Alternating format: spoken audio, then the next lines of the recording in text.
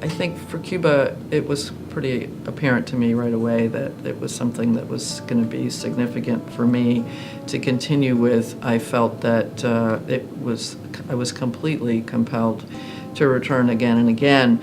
Once I was done with that, I tried to find another project that was going to exist for me on the same scale, and much to my dismay, it took me a few trial and errors to find something again. I did go and do some work in the Philippines. I went for about a month thinking that it might be a nice segue from Cuba, some similarities, but certainly enough differences.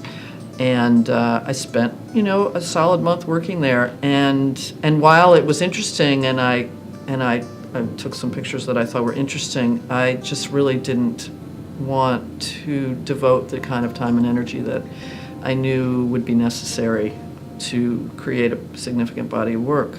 Yeah, my mom was like, we were being homeschooled. Both my parents were avid photographers, and my dad was a great photographer. He had all these old Leicas, and was like every single Kodachrome slide that you looked at of his was perfectly exposed, And my mother also had worked for a photographer as in her 20s. So I come from a little bit of that. Not she didn't continue on, but there is a visual legacy certainly to my family. So in the Virgin Islands, there was not a lot of extracurricular activity available. So there was a local photographer that my mother knew, and she hired him to come and teach a class with me and I think there were 3 of us. So, and he said that, I remember we each got we got to take 4 pictures on this roll of film.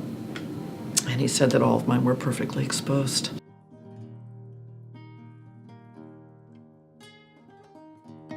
When I went to college and studied photography there, I certainly was influenced by my teachers, one of which was Jerome Liebling, who was, a really amazing documentary photographer and a very sort of straight,